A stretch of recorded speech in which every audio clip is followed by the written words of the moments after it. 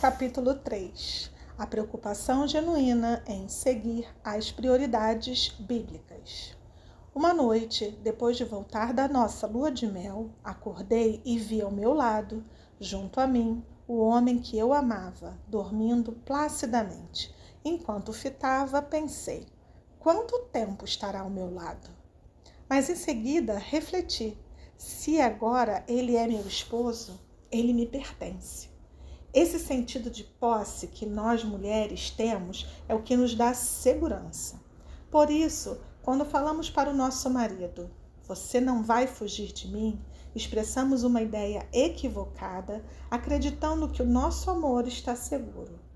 Em seu livro, O Amor Tem que Ser Firme, o Dr. James Dobson menciona que o ingrediente respeito é absolutamente fundamental em todas as relações humanas e em especial no matrimônio.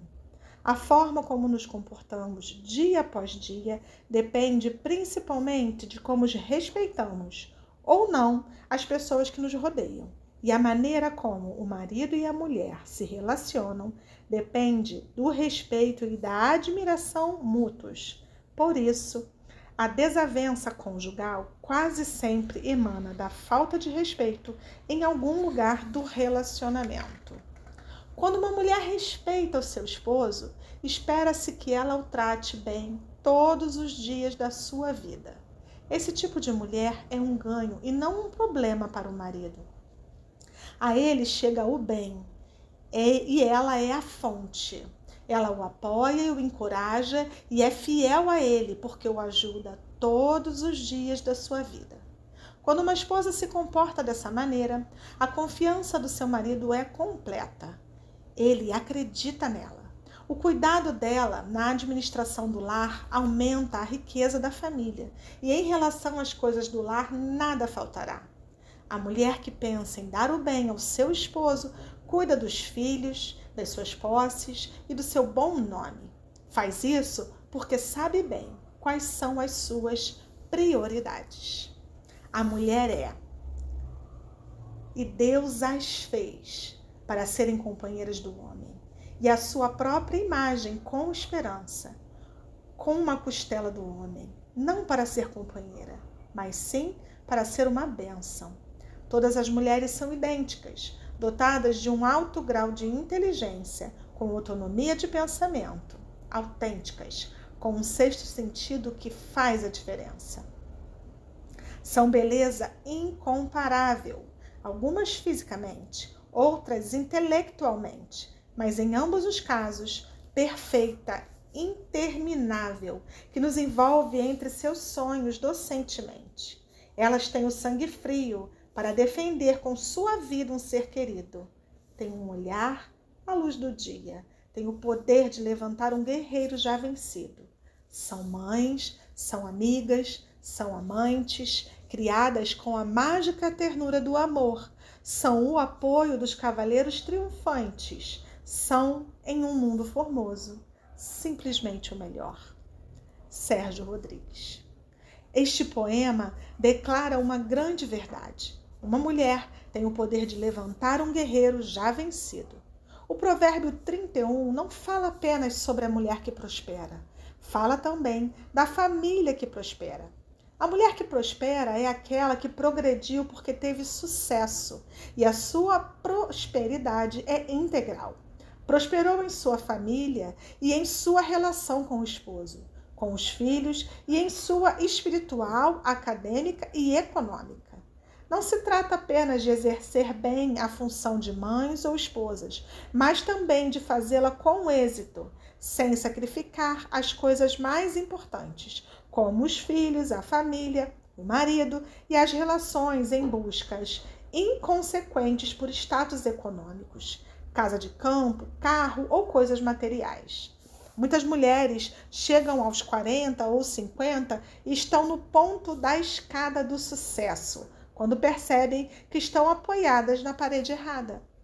Porque quando dão por si, olham para o marido e lhe dizem, já vi tudo. Compartilham o teto familiar, mas não um relacionamento de parceria. Essas mulheres têm uma posição social acomodada, mas perderam a oportunidade de desfrutar da sua família. Essa analogia de prosperidade integral me faz lembrar de quando meu esposo e eu estávamos com 8 anos de casado e ele ficou desempregado. Eu trabalhava em uma reconhecida organização e tinha um emprego muito bem remunerado. Era dinheiro suficiente para cobrir o orçamento da família. No entanto, como boa latina, eu havia crescido com a ideia de que o homem é o provedor da família e fustigava o meu esposo todos os dias. E isso continuou até que um belo dia o Dr. Andrzej Panasiuk chegou ao nosso país para realizar um evento importante e aproveitei para compartilhar com ele minha frustração.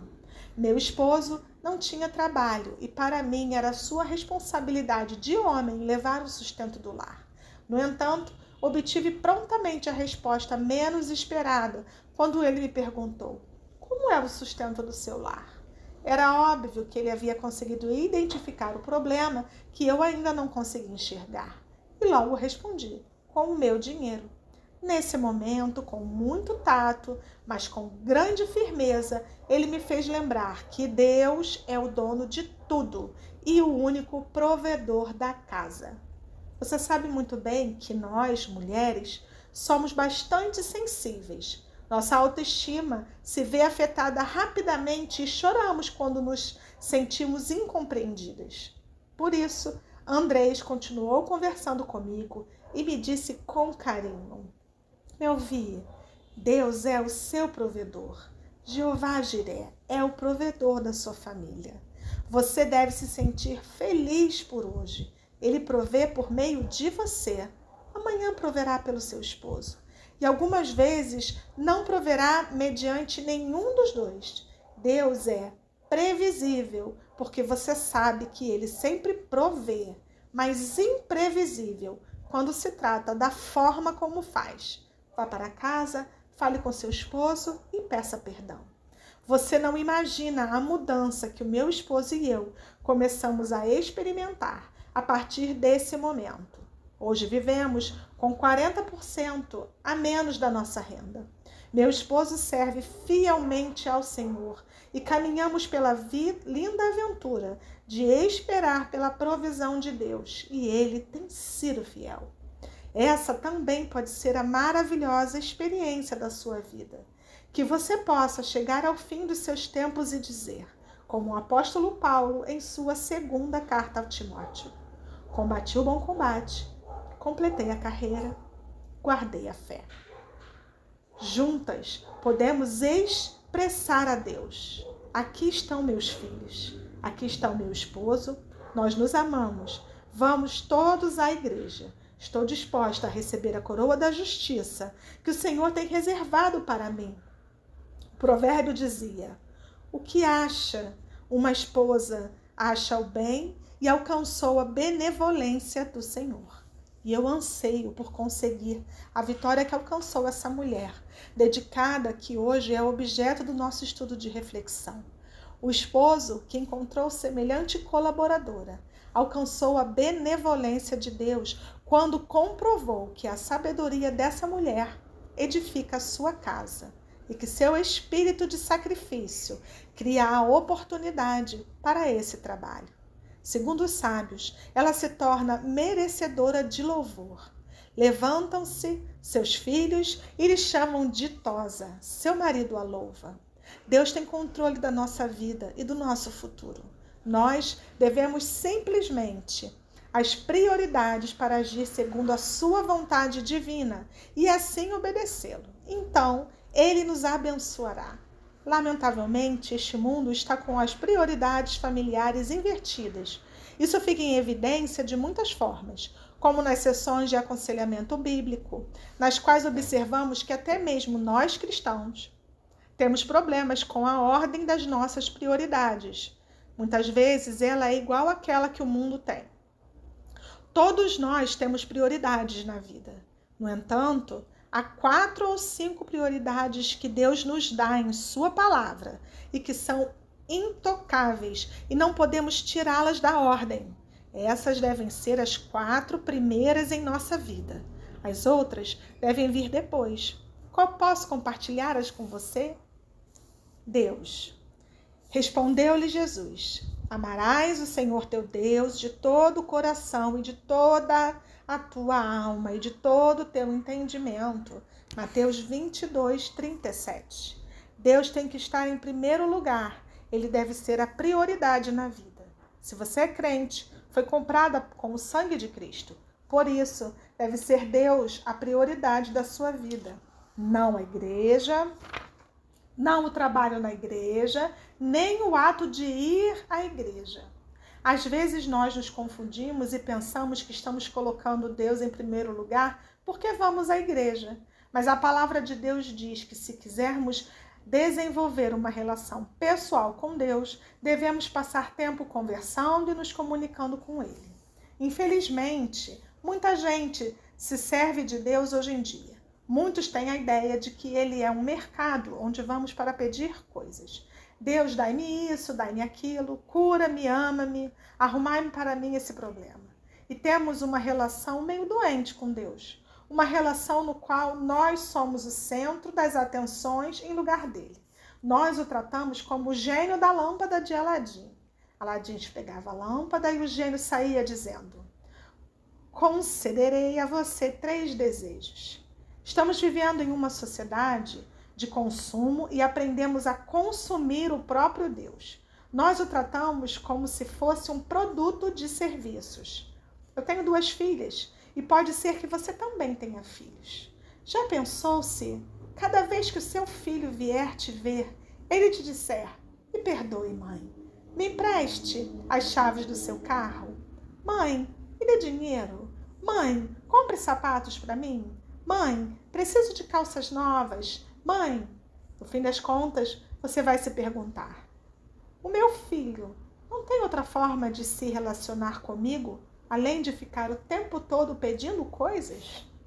Ao invés, às vezes nós, pais, sentimos que a única coisa que nossos filhos fazem é pedir dinheiro ou coisas. Outras vezes nos tornamos seus escravos, pois damos a eles tudo o que pedem. Esse não é o tipo de relação que queremos ter com eles. Almejamos um intercâmbio onde possamos conversar com eles e eles conosco. É dessa forma que Deus quer ter uma relação conosco. O Senhor quer ter uma relação pessoal com seus filhos e filhas. Ele não é uma força ou uma mente perdida no universo. Não, ele é uma pessoa. Isso não quer dizer que ele seja um ser humano, mas sim que tem responsabilidade e quer se relacionar conosco. Ele quer desenvolver uma relação pessoal, assim como um pai ou uma mãe tem com o seu filho ou filha. Em muitas ocasiões, as pessoas da nossa igreja têm uma imagem de Deus similar à que tem do governo. Eles o veem como uma entidade. O governo do seu país existe, Deus existe. O governo do seu país age, Deus age. O governo te ajuda, Deus te ajuda. Mas a pergunta é: você pode ter uma relação pessoal com o governo? É claro que não. O governo é uma entidade, não tem personalidade. Os cristãos às vezes se relacionam com Deus dessa forma. A questão não é ir mais à igreja, assistir a mais cultos, ou ofertar mais, ou cantar no coral. Tudo isso tem a ver com o nosso serviço. Deus, mas não com a nossa relação com Deus. O Senhor quer que nos relacionemos com Ele de uma forma pessoal e que coloquemos essa relação em primeiro lugar na nossa vida.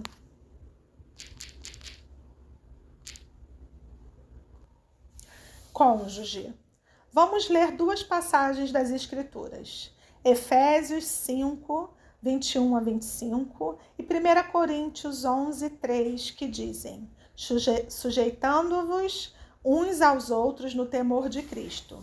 As mulheres sejam submissas ao seu próprio marido, como ao Senhor, porque o marido é o cabeça da mulher, como também Cristo é o cabeça da igreja, sendo este mesmo o salvador do corpo.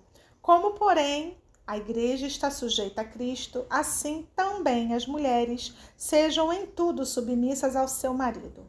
Maridos, amai vossa mulher, como também Cristo amou a igreja e a si mesmo se entregou por ela. Quero, entretanto, que saibais ser Cristo o cabeça de todo homem, e o homem o cabeça da mulher, e Deus o cabeça de Cristo. O segundo lugar em nossa vida deve ser ocupado pelo nosso cônjuge. Ele é a pessoa mais importante que Deus nos deu para nos acompanhar ao longo do nosso trajeto. Seu cônjuge deve ser sua prioridade número 2, imediatamente abaixo da sua relação com Deus. Muitas vezes nós, mulheres latinas, colocamos nossos filhos como prioridade, acima do nosso cônjuge. Entretanto, é muito importante lembrar que não podemos ser boas mães se antes não somos boas esposas. Primeiramente, é necessário ter um relacionamento firme para poder dar aos nossos filhos o carinho, a compreensão e a educação de que eles precisam. Não pode haver uma família firme se não há uma relação firme entre pai e mãe. Por isso, seu cônjuge deve vir imediatamente depois de Deus. Você deve passar tempo com ele e se desenvolver uma amizade, porque após alguns anos, seus filhos vão se casar, formar outra família e você vai viver só com a pessoa que Deus lhe deu pelos próximos 20, 30 ou 40 anos. Atualmente, algumas pessoas vivem até aproximadamente 100 anos. Qual será o tipo de relacionamento que vocês terão como casal? Se não desenvolverem uma relação firme agora, depois será muito difícil. Para que seu esposo ocupe o lugar em suas prioridades, é importante que você cumpra o mandamento de se sujeitar a ele. Esse tema não é de agrado de muitas mulheres, também não era do meu agrado. Mas isso acontecia por ignorância e falta de compreensão do verdadeiro sentido de sujeição. Submeter-se ao seu esposo não é um ato cego de escravidão, sem saber em qual direção está caminhando. A submissão, assim como a Bíblia ensina, busca com prazer, antecipa a necessidade da outra pessoa e a supre. Assim como Cristo submeteu-se ao Pai, você deve reconhecer que o seu esposo é a cabeça, o líder, o guia, o responsável pelo seu casamento. Ambos são um só corpo. A esposa depende do marido para protegê-la de todo perigo e submete-se a tudo como convém ao Senhor. Também o apoia e mantém em autoestima e o valoriza incalculavelmente. 1 Pedro 3, 1 e 2. Segundo Efésios 5, 21, o esposo também deve se sujeitar à sua esposa. Ele a ama com um amor divino, o ágape, e sempre procura seu bem-estar. Entrega-se por ela, negando a si mesmo seus próprios desejos para satisfazê-la. Ele a santifica, puxa unicamente para si. Não há outra mulher em sua vida. Ele a purifica e mantém a pureza do relacionamento conforme estabelece a palavra de Deus. Pelo fato de pôr em prática essas instruções bíblicas e as verdades da Escritura, ele a santifica. Apresenta-a gloriosa, formosa, bela, e a elogia e louva, e não vê nenhuma das suas falhas, sem manchas nem rugas. Ama-a como a si mesmo, porque ambos são um só corpo. Ele sustenta e aprecia sua mulher e dá a ela muito valor, tratando-a com todo o respeito. Cuida dela, cobre-a com seu amor tenro, carinho, segurança e proteção. Deixa seus pais para se unir somente a ela. Andrés Panasuik, que viaja constantemente por países latino-americanos, comenta que tinha problemas com certas indicações que lhe davam no avião. Ele costumava ler aquela informação que dizia: em caso de emergência, primeiro coloque a máscara de oxigênio em você, para depois colocá-la em seu filho. E ele comentava: isso é errado. Como podem pensar em me dizer que tenho que pôr a máscara em mim primeiro? Eu devo colocar a máscara primeiro na criança, depois em mim. Na verdade, ele não entendia bem esse tema, até que alguém explicou. Você tem que pôr a máscara primeiro, porque a criança não pode ajudar a si mesma. Você deve estar consciente primeiro. Se desmaiar durante uma emergência, quem vai cuidar dessa criança? Você e ela vão morrer.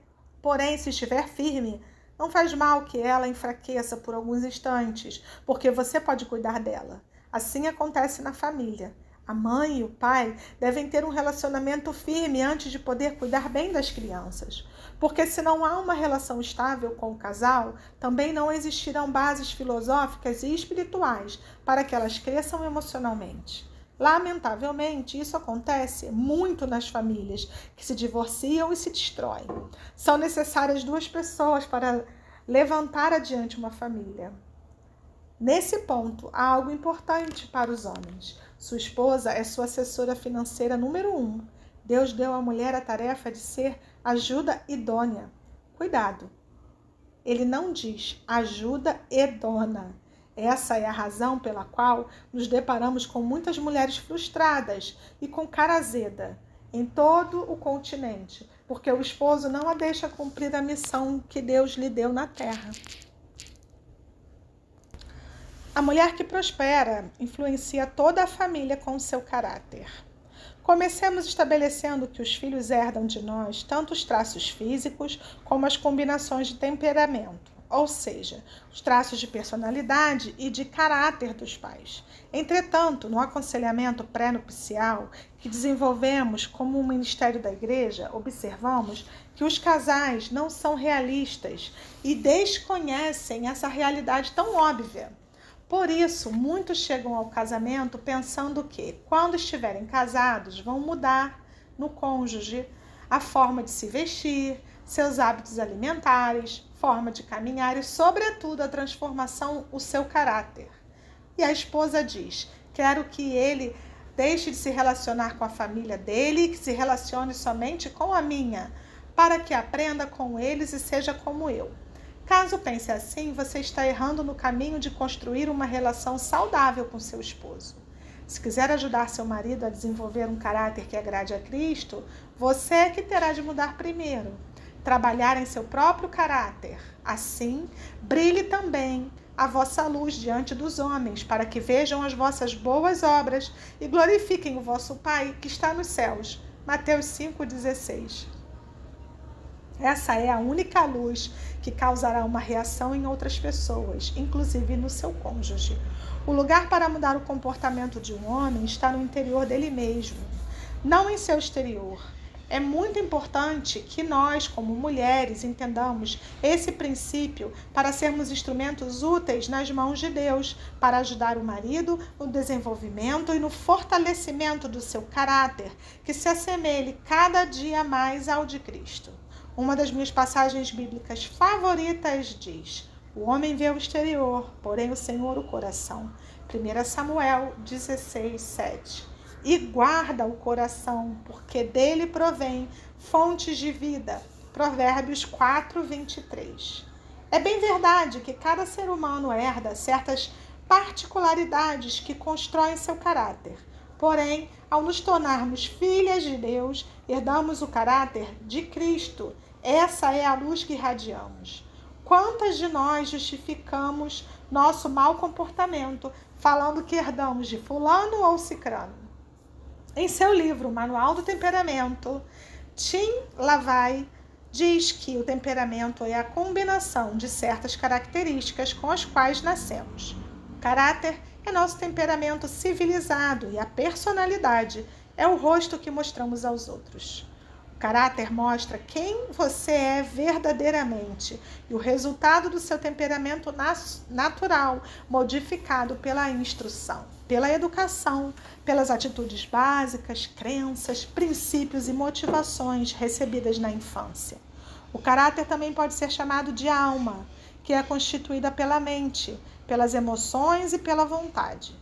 Gostaria de ilustrar também aquilo que não deve ser feito com o caráter do esposo. Um jovem casal começou sua vida de casados com praticamente nada. Um dia, a mulher percebeu que seu jovem esposo não tinha trabalho fixo, não havia concluído os estudos, saía todo dia para trabalhar e eles não tinham uma casa digna para viver e nunca prosperavam. Isso continuou assim até que um dia ela o colocou contra a parede e disse a ele que queria uma casa em um bairro específico, uma máquina de lavar, uma secadora, e apresentou-lhe uma lista de desejos que deveriam ser realizados, ou então tudo acabaria. O jovem esposo apaixonado foi em busca de um trabalho melhor como vendedor. Conseguiu um emprego, gabou-se do futuro. Mal havia conseguido seu primeiro salário quando alugou uma linda casa em uma região de classe média. Em seguida, comprou usando seu cartão de crédito, a máquina de lavar, a secadora e os móveis mais lindos que ela imaginou. Depois, a mulher organizou uma festa, convidou seus amigos para mostrar toda a beleza que obtiveram em tão pouco tempo. Ela parecia feliz, sentia-se bem ao compartilhar tudo aquilo que tinham, mas pouco tempo depois eles perceberam sua triste realidade. O salário do esposo não era suficiente para pagar todos os luxos que ela desejava. Assim, eles tiveram de voltar a viver no bairro humilde onde haviam começado. Quantos lares destruídos, quantos casais divorciados por não trabalharem seu caráter, seu ser interior, por não lutarem juntos pelas coisas que realmente valem a pena. Se você ainda não leu o apêndice 1, no qual são descritos os perfis de personalidade, este seria um bom momento para fazer isso. Lembre-se de que o Dr. Andrzej Panasiuk já mencionou algumas características dos temperamentos no início desse livro, além de destacar a importância de avaliar qual é o seu temperamento e de como conhecer a si mesmo. Isso é crucial para poder avançar e determinar de que forma você pode influenciar o caráter do seu esposo.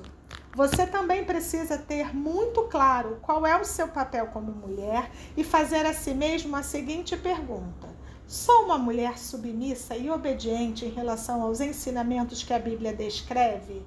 Depois dessa autoanálise, você estará pronta para apoiar seu marido? Para começar esse processo, podemos analisar juntas as características que diferenciam o homem da mulher. Os homens querem ser provedores. O centro da sua vida não é o lar, é o trabalho, a fábrica ou a profissão. Ele é conquistador, agressivo, vai em busca do pão de cada dia e do seu objetivo. É frio, calculador, lógico, impessoal. Objetivo essencial. Não é detalhista, é um líder nato. Quer ter a responsabilidade da casa e faz projeções de longo prazo. Por isso é importante que as duas personalidades trabalhem em conjunto. Eles são negligentes, têm de ser lembrados das coisas porque esquecem seus compromissos. O homem não deseja assumir a responsabilidade, é a mulher quem deve lembrá-lo delas. Na América Latina, temos muitos machos e poucos homens. Manifestam um sentimento de desânimo que os atinge o dia todo. Vão trabalhar suando a camisa, ainda que alguns desejem fazê-lo com o suor da pessoa que está diante dele. São egoístas e se consideram o centro do universo. Vivem como se fossem o umbigo do mundo. Nós mulheres somos extremamente insistentes e isso constitui um perigo para o relacionamento. Expressamos sentimentos de solidão, somos possessivas. Quando estamos deprimidas, saímos para comprar alguma coisa. Quando batalhamos com o nosso esposo, saímos para comprar algo. Se estamos felizes, saímos para comprar alguma coisa e para celebrar. Quando compreendermos um pouco de que modo eles funcionam e como nós, mulheres, funcionamos, só precisaremos nos preocupar com o funcionamento do ser dos homens e apoiá-los quando estiverem desanimados. O esposo pode suportar qualquer desprezo, qualquer problema, quaisquer maus tratos, desde que isso não venha da esposa. Não há nada que desanime tanto a vida de um homem do que a falta de confiança e compreensão da esposa.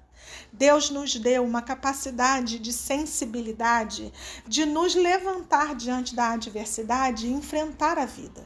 Essas qualidades são as que nos ajudam a dar uma palavra de conforto ao nosso esposo desalentado. Nas Sagradas Escrituras, Deus dedicou um capítulo inteiro para falar sobre o papel multitarefa das responsabilidades diárias da mulher, desde que acorda até o anoitecer. Como é difícil encontrar uma boa esposa, diz Provérbios 31:10. Essa declaração reafirma a alegria do homem que encontra uma mulher assim. Nós, mulheres, também podemos ser sábias ou tolas. Uma mulher sábia ajudará no caráter do seu esposo, dando-lhe ânimo para ser honesta em seu relacionamento, no trabalho, nos negócios, em sua relação com Deus, com a família, na administração do seu tempo e nos recursos que Deus lhe deu. As qualidades de destaque em uma mulher que prospera são exaltadas em todo este livro. Trabalho duro, sábios investimentos, bom uso do tempo, planejamento antecipado, cuidado com os demais, respeito pelo cônjuge, habilidade de compartilhar e de pôr em prática os valores preciosos para com o seu próximo, entender o conselho sábio, além de praticar o temor piedoso. Filhos, e vós, pais, não provoqueis vossos filhos a ira, mas criai-os na disciplina e na admoestação do Senhor. Efésios 6:4. Nossos filhos devem ser uma prioridade importantíssima em nossa vida. Antes do trabalho e de qualquer outra atividade. Devem vir imediatamente depois do nosso cônjuge. As Escrituras são claras nesse ponto. Devemos dar aos nossos filhos aquilo que não se pode comprar com dinheiro. O nosso ser, a nossa história, as nossas expectativas, o nosso tempo. Deixemos que nossos filhos compartilhem de nossa vida, porque nenhuma técnica psicológica funcionará se o amor não funcionará. Infelizmente, as colunas familiares estão trincadas pela falta de valores, pela falta de acordos sábios, por relações inadequadas entre os cônjuges e sua responsabilidade como pais, e pela falta de bons modelos que produzam efeitos de impacto em relação entre os pais e filhos. Muitas famílias vivem de aparência e, por vergonha, não buscam aconselhamento. Muitos casais não se falam, estão à beira do divórcio. Outros estão passando por violência familiar. Em meu trabalho como terapeuta, aconselho muitas famílias. São as mães que vêm e pedem ajuda para os filhos falando: olha, aqui está o meu filho, por favor me ajude. Não sei o que fazer com ele. Na escola, me falaram que devo levá-lo ao psicólogo. Eu normalmente respondo que a ajudarei com muito prazer, mas que, em primeiro lugar, preciso fazer uma reunião com os pais da criança. É nesse momento que surge a objeção. Mas por quê? Se é o menino quem precisa de ajuda? A minha resposta padrão é: sinto muito, mas é um requisito falar primeiro com a senhora e seu esposo. Quando converso com o casal, percebo que o relacionamento deles não é adequado e que, obviamente, eles são os primeiros a precisar de ajuda. A pergunta é: como podem ajudar a criança se não estão bem? Se não tem um relacionamento saudável e não tem um acordo de como criar e educar os filhos. Logo após uma ou duas reuniões, podemos conversar com a criança. 3 semanas depois, eles vêm me contar que a criança mudou. É tanto o egoísmo deles que não admitem que eles mesmos deram o primeiro passo para a mudança. Se a cabeça está bem, o corpo também estará. As mães que se oferecem à sua família colocam em ordem suas prioridades e deixam de lado o materialismo e o consumismo que as fisgaram. Caso deseje doar seu ser, em vez de oferecer meros presentes aos seus filhos, dedique-lhes tempo, atenção, comunicação. Nós temos a responsabilidade de dar a eles prioridade em nossa agenda, que, mesmo cheia de atividades importantes, não deve interferir na nossa tarefa de mãe, que é extremamente imprescindível, nem fazer com que nos descuidemos dela. Algumas pessoas não concordam comigo, mas depois do meu horário de trabalho, tento não atender ligações que desviem a atenção que devo dar às minhas filhas. No trabalho, em alguns momentos, alguns com melhores qualificações que eu podem me substituir. No entanto, quando se trata do lindo privilégio que tenho como mãe, ninguém pode ocupar o meu lugar. Nem devo permitir que isso aconteça.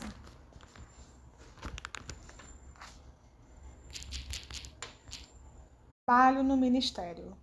Provérbios 31 mostra-nos um belo quadro de uma mulher trabalhadora que vive uma vida equilibrada e faz questão de privilegiar seu lar.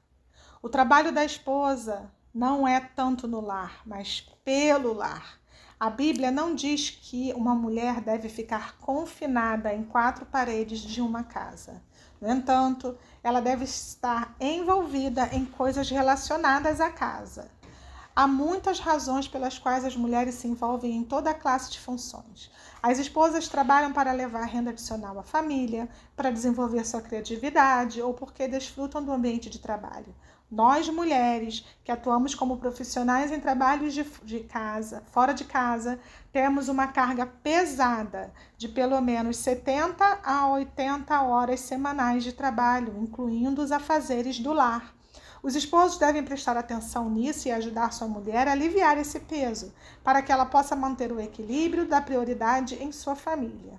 As viúvas, as divorciadas, as mães solteiras e aquelas que vivem na pobreza extrema, muitas vezes têm de trabalhar para fornecer as necessidades básicas das suas famílias. Para elas, não há outra opção. Quanto às casadas, porém, essa é uma decisão que deve ser tomada em total acordo com o esposo e em oração para que ambos se apoiem e cumpram as prioridades que Deus estabeleceu para o bem-estar da sua família. Hoje em dia, muitas mulheres se tornaram workaholics, viciadas no trabalho, e a sua motivação é fazer mais e mais dinheiro. Não digo que seja ruim que cresçam como profissionais, como mulheres de negócios, empresárias, eu mesma sou uma. O princípio aqui é medir nossas forças e não descuidar do privilégio que Deus nos deu como esposas e mães. Não devemos permitir que o trabalho nos roube o tempo de qualidade que devemos ter com nossa família. Não nos esqueçamos de que no trabalho qualquer pessoa pode nos substituir. Entretanto, na nossa família isso não acontece. Deus nos pedirá contas sobre como administramos aquilo que Ele nos confiou. O mesmo princípio de trabalho é aplicado àquelas mulheres que são filhas de Deus, servas de Deus e que passam tanto tempo na igreja a ponto de deixar a família, esposo, filhos em segundo plano. Quando começamos a perceber que isso aconteceu, é tarde demais.